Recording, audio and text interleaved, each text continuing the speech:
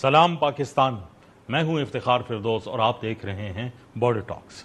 नाजरीन, इस हफ्ते एक अहम पेशरफ्त हुई जिसको सहाफ़ती हलकों में काफ़ी एक ड्रामाई अंदाज से भी लिया गया, लेकिन एक अनएक्सपेक्टेड मूव था। अफगान तालिबान को रिकग्नाइज करने वाला पहला मुल्क जो है वो रूस बना, जो ऑब्वियसली एक हिस्ट्री की सबवर्जन है, यानी बिल्कुल हिस्ट्री का एक वो इंतखाब है कि 1979 में हमने देखा कि रशिया ही था जिसने अफगानिस्तान के ऊपर जो है वो हमला किया और उसके बाद जो है पहली तालिबान की हुकूमत जो है वो आई और फिर उसके बाद एक लंबी जंग छिड़ी और अब अफगान तालिबान वापस आए और अब रूस ही पहला मुल्क है जिसने अफगान तालिबान को तस्लीम किया। किस तरह जो है इसका अफेक्ट होगा ग्लोबल पॉलिटिक्स के ऊपर और पर्टिकुलरली रीजन का जो ट्रेड है और उसके मुहर्रिकात हैं और जो लार्जर अलायंसेज और ट्रेड रूट्स की बात होती है, इस सारी गुफ्तगू को जो है वो आगे बढ़ाने के लिए हमारे साथ आज दो मेहमान जो है वो मौजूद हैं। वाशिंगटन डीसी से हमें ज्वाइन कर रहे हैं जनाब एडम वाइनस्टाइन, जो डेप्यूटी डायरेक्टर हैं क्विंसी इंस्टीट्यूट के, और उनके साथ एक एकेडमिक हैं जर्मनी से जो हमें ज्वाइन कर रहे हैं जनाब आर्टोरो साहब, जो फ्रेडरिक शिलर यूनिवर्सिटी के फैकल्टी मेंबर हैं और जो लार्जर फ्रेमवर्क है ग्लोबल डिज़ाइन का जिसके अंदर लेजिस्लेटिव फ्रेमवर्क एक पर्टिकुलर जो है एस्पेक्ट है कि इसके लीगल इम्प्लीकेशंस क्या होंगे। Thank you very much Adam for joining us at this program with this monumental sort of and dramatic move simultaneously from the Russian state by recognizing the Taliban, which many perhaps thought that was not a possibility for a very far future ahead. But what do you think that in terms of recognition for the Taliban governance systems in Moscow at this time, why this time in particular, what was the need for this? I mean, although it has been welcomed from several places as well, but in terms of a strategic move, what does it actually imply to? Well, I think the strategic move is that Russia wants to deepen its economic ties with Afghanistan, build pipelines, potentially use it as a transit hub, give it access to Pakistan and also India for its own trade. Why this exact timing, I'm not sure, but I think the motivation is economic. So in term, when you say that it's economic, obviously the Central Asian republics play a very dynamic role in the entire spectrum of things. Do you think that the next should be the Central Asian republics, the cars who would be sort of moving in with similar moves?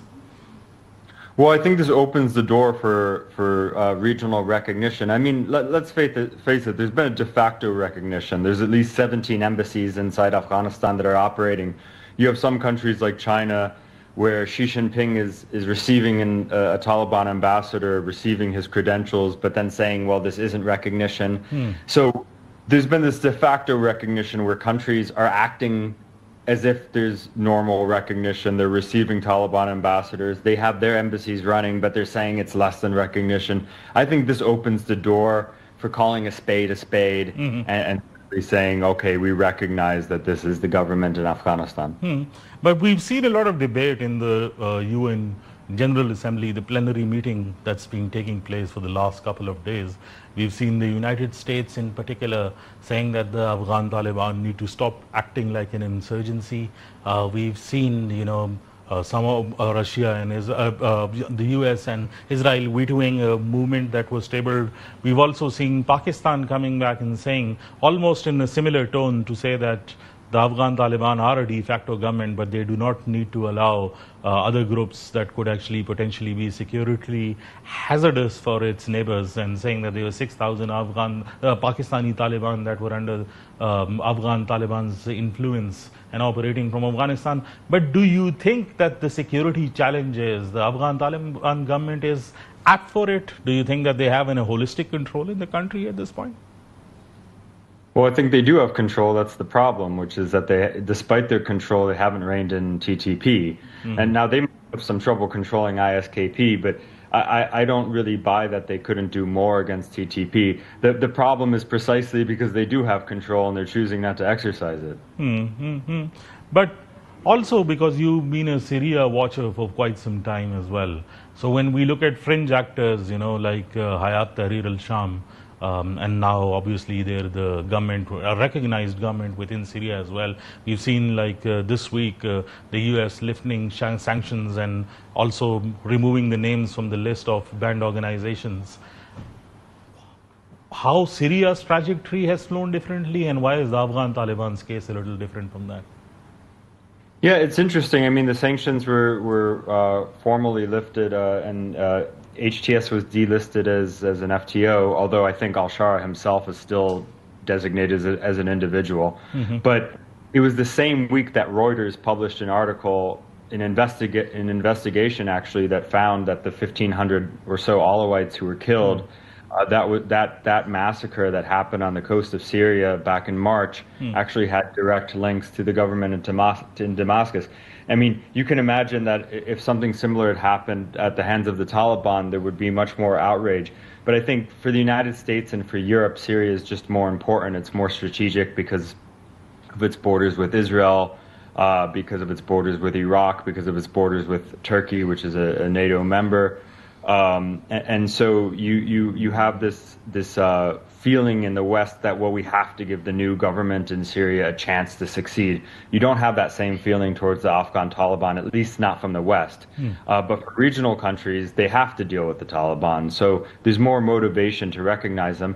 And take Russia, for example. Although earlier I said that a lot of the motivation was economic, there is some security motivations as well.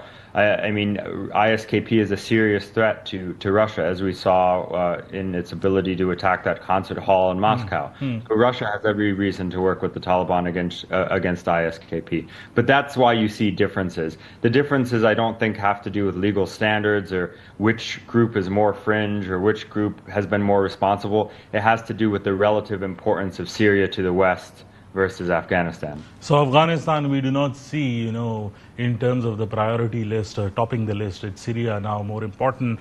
But do you see the cause of Afghanistan? Because we've seen almost, even this morning, UNAMA giving out a very, different statement from yesteryears, in which it's actually calling off a bigger humanitarian crisis in Afghanistan now, with particular reference to, the refugee crisis from Iran, about 730,000 from Iran and about 280,000 from Pakistan now. The settlement plans, if Afghanistan does not sort of get a recognition and the funds do not start flowing in once again, the larger humanitarian crisis could actually lead to a bigger security crisis. Yeah, I agree with that. I mean, Iran has scapegoated Afghans, especially with the recent war with Iran. I mean, you saw that some in the Iranian state were accusing Afghan refugees of being spies for Israel, which I think is a ridiculous accusation. But in any case, they're sending back hundreds of thousands of Afghans, and Pakistan has also, in the last several months, I think, sent back 250,000 Afghans. So you see this influx of Afghans, and I agree. If they're going back to a failed state that's not recognized, that's going to be a problem. And if the world really does care about Afghans, they need to accept the reality that the majority of Afghans live in Afghanistan, and they need to live in a state that has recognition.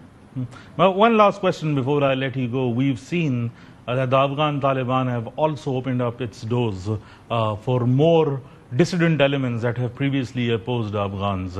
And we've seen a number of NRF as well as those commanders which were previously part of the uprising, asking them to return back to Afghanistan. This morning, about 30 most wanted individuals to the Taliban have also returned after negotiation. We've also seen the Afghan Taliban particularly focusing on previous jihadist elements such as Ustad Sayyaf to be called back to Afghanistan, saying that it's purely secure for him, and they offer guarantees as well. Do you think that that consolidated sort of a push aims at a more larger inclusivity that the world is aiming at? I think it's probably a good step for the Taliban's own ability to control the country. But when we talk about inclusivity, I mean, the number one reputational issue for the Afghan Taliban is the women's issue.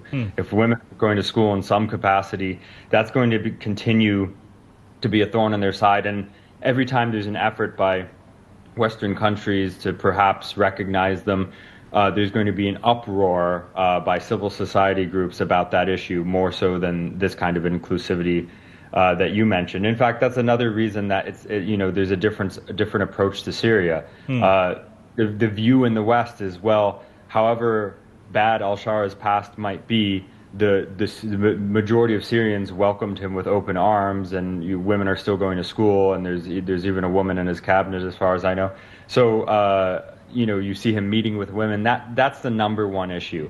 But I think the kind of granting of clemency and sort of willing to welcome back former enemies is good for the Taliban itself in terms of their ability to consolidate power. I don't think it's going to make a huge difference in terms of whether the rest of the world, particularly the West, recognizes them.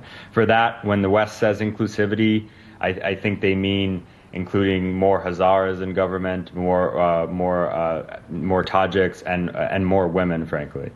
Thank you very much Adam for this detailed sort of a discussion. नाजरीन, ये गुफ्तगू आपने सुनी, इसको बाद में summarise करेंगे। अभी टाइम हुआ है एक छोटे से ब्रेक का। ब्रेक के बाद वापस आते हैं और बात करते हैं एक और एक्सपर्ट के साथ कि जो तालिबान की रिकग्निशन है, जो इनको कहा गया है कि अब आपकी गवर्नमेंट रिकग्नाइज है मॉस्को के अंदर, उसके लेजिस्लेटिव और लीगल जो है इम्प्लीकेशंस ग्लोबल ऑर्डर के लिए क्या गए हैं। हमारे साथ रहिएगा। वेलकम बैक नाजरीन। हमारे पास इस टाइम पर एक लीगल एक्सपर्ट जर्मनी से मौजूद हैं, जो फैकल्टी मेंबर है फ्रेडरिक शिलर यूनिवर्सिटी के, और ग्लोबल जो लेजिस्लेटिव ऑर्डर है उसको जो है वो देखते हैं। Arturo, thank you very much for taking out the time for joining us. I just wanted to ask, in terms of the recognition from Moscow, and when they say that we recognize the Taliban's government, the rest of the governments do sort of have an understanding by calling it a de facto governance system, but do not recognize it. What sort of legislative barrier does that create, or an anomaly within the larger global political realm? Well, first of all, thank you for the invitation. In the context of the Taliban government, we have to remember that this government was already in place before the U.S. illegal war under international law. Mm-hmm. And Russia was one of the countries that never ceased to have a working embassy in the ground of Kabul. So for the matter, what Russia is doing now is just recognizing the reality on the ground on a legal basis. So they never ceased to have contact with the government of the Taliban back in the day, then with the government of the transition, or the post-Taliban government, and now they are doing that officially. And the implications of this move are mostly internal. Of course, Moscow wants to give a signal to the world, and of course, this is in a context of Iran war with Israel, which has a boundary with Afghanistan. Yeah. So what Russia is doing is officializing the legal relationship that they already had with the government of the Taliban. And like Lavrov said, the foreign ministry of Russia, in terms of economic and exchange relationships. So this move is going to give the national legal frame for the Russian government to deal officially and to make agreements mostly on commerce and anti-drug and anti-terrorism activities with the government of Kabul. But when we talk about this, I mean, then this only means, from what I understand, what he's saying is that this legal framework only provides space and vacuum for Russian authorities to have that kind of relationship. It does not mean anything in the larger sphere of our understanding in the global matters as well. Am I correct in saying that? Yes, in a sense. Actually, Russia is not the only one doing this. Actually, China and some other nations of the East have functioned embassies. Although they don't recognize the Taliban government officially, they still have functioned embassies on the ground. And actually, also some important governments of the West are trying to get near to the government of the Taliban, especially the place where I'm living in Germany. We have to remind that the first refugee crisis that went from this area of the world to Europe was an Afghan wave after the illegal war from the United States. So this was a big implication from Germany. And now the foreign minister of Germany is seeking contact with the Taliban government so they will agree to expatriate the so-called criminal people from Afghanistan living in Germany. So because they had to stop the expatriation process as the Taliban arrived in power. And now governments like Germany and probably other ones in Europe will follow, are seeking this legal official recognition, or at least under the table recognition, so they will be able also, like Russia, to formalize legal activities and international. So Arturo, I just want to interrupt over here because we short on time, but I want to ask this question is because a larger context of this obviously revolves around the counterterrorism and the economic part of how to deal with the Afghan Taliban. Does this actually pose still a barrier for being unrecognized by other countries or not, particularly the economic part? Well, it's an economic move, of course. Like I said, they want to officialize commerce relationship with the Taliban, and at the same time, they want to give a signal to other countries to be open to do this, and just to acknowledge the facts on the ground, that the Taliban are holding indeed the power, and they're still in charge of a country which is strategically important, not only for the commerce, but also in terms of diplomacy, because it's a crossways to a lot of economies and the access from Russia or to Russia to the east, to the far east, and especially to Iran. So I think Russia is moving in these two ways: officially working as a legal national frame, but also trying to invite some other countries to do the same. Should I understand this by saying that the Afghan banks would now be able to transact only with Russia and not anyone else?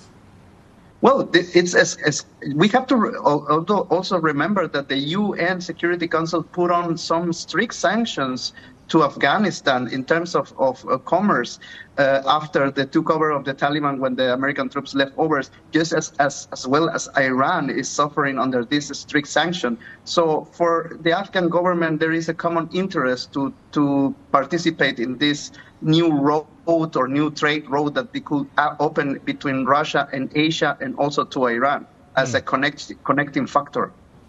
Thank you very much, Arturo. Thank you for your time in this detailed explanation. नाजरीन, गुफ्तगू आपने हमारे दो मेहमानों से जो है वो सुनी, एडम वाइनस्टाइन से और आर्टुरो से, कि अफगान तालिबान की रिकग्निशन जो है ऑब्वियसली ये एक जियो स्ट्रेटेजिक मूव तो है, लेकिन रशिया की जानिब से अफगान तालिबान की रिकग्निशन जो है एक लार्जर इकोनॉमिक मूव है जिसके जरिए खिते के अंदर रशिया अपना इन्फ्लुएंस जो है वो बढ़ाना चाहता है। डिस्पाइट द फैक्ट कि इस मूव के असरात जो होंगे वो ग्लोबली तो इतने ज़्यादा नहीं होंगे जो अफगानिस्तान के वो चैनल्स खोल सके जिसके जरिए बाकी ममालिक के साथ ट्रेड जो है वो ना हो जब तक कि उनकी फॉर्मल रिकग्निशन नहीं होती, लेकिन ऑब्वियसली इसके अंदर जो रीजनल ट्रेड है और जो रशिया का किरदार है उसको ज़रूर जो है बढ़ाव जो है वो मिलेगा। इसी तरह के इंटरेस्टिंग टॉपिक्स के ऊपर जो है वो गुफ्तगू आगे प्रोग्रामों में भी जो है वो जारी रहेगी। हमारे साथ रहिएगा और देखते रहिएगा बॉर्डर टॉक्स।